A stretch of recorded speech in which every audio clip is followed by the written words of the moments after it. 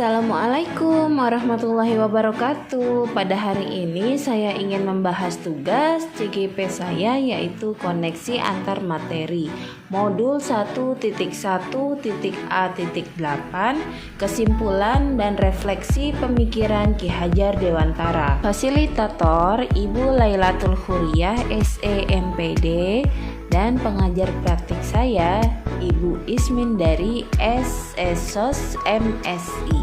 Nama saya Uci Cahyani, saya bekerja di SDN Cipondoh 3.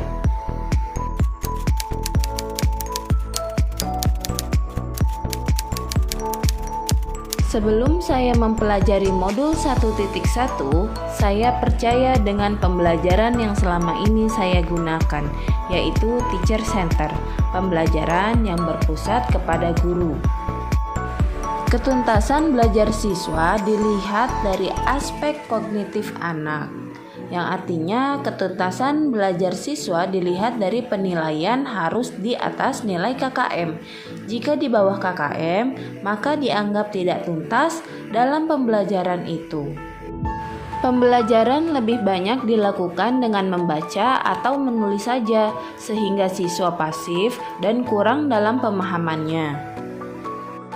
Penyampaian materi lebih penting daripada memahami karakter siswa, yang artinya guru juga kurang paham dengan karakter siswa itu sendiri.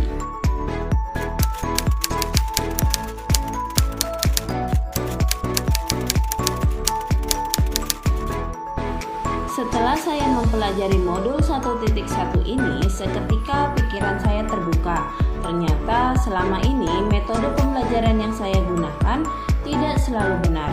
Guru bukan satu-satunya sumber belajar bagi anak, dan saya akan mengubah perilaku saya sesuai pemikiran Ki Hajar Dewantara yang mengharuskan guru menghamba kepada anak, yang artinya guru harus memfokuskan perhatiannya di dalam kelas hanya kepada murid, dan pembelajaran lebih banyak melibatkan siswa. Menghargai setiap karakteristik belajar siswa, memberi kesempatan pada siswa untuk tumbuh sesuai dengan kodratnya. Murid harus mendapatkan kebahagiaan dan keselamatan yang setinggi-tingginya sesuai dengan kodrat alam dan kodrat zamannya, dan murid juga harus mendapatkan kemerdekaannya dalam belajar. Kita sebagai pendidik harus menuntun, mengarahkan, dan membimbing murid kita agar tidak tersesat dan salah jalan. Pendidik harus menciptakan pembelajaran yang menyenangkan agar siswa selalu mendapat kebahagiaannya. Memberikan kebebasan kepada anak untuk menyelesaikan setiap tugas sesuai dengan minat, bakat, dan kreativitasnya masing-masing. Di sini, pendidik juga harus tulus, ikhlas, dan penuh dengan kesabaran dalam menuntun siswanya.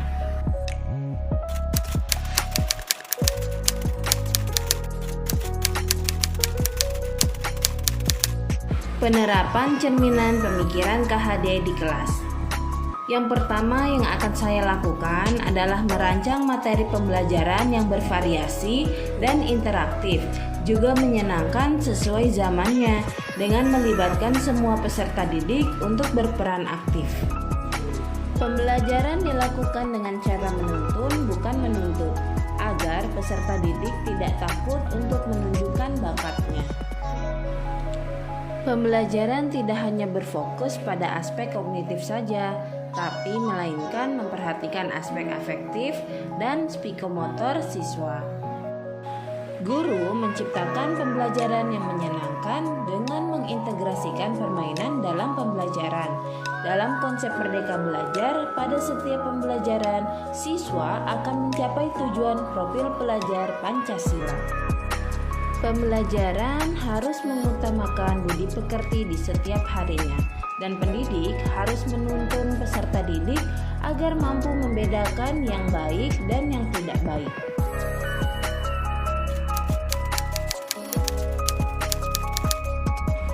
Kesimpulan, pendidikan dan pengajaran adalah satu hal yang tidak dapat dipisahkan. Pendidikan adalah menuntun anak sesuai minat dan bakatnya. Pendidikan sejatinya adalah berhamba pada anak. Pendidikan tidak sekedar ilmu pengetahuan dan keterampilan saja, namun perlu menanamkan budi pekerti agar siswa mendapat keselamatan dan kebahagiaan yang setinggi-tingginya. Harapan saya agar pendidik di Indonesia, khususnya di sekolah tempat saya mengajar, dapat menerapkan filosofi Ki Hajar Dewantara tidak hanya Tuturi Handayaninya saja, tetapi juga harus didampingi dengan Ing Arso Sungtulodo dan Ing Madya Mangunkarso agar tujuan pendidikan di Indonesia dapat tercapai. Ayo memilih apa yang kau suka, merdeka belajar wujud yang nyata.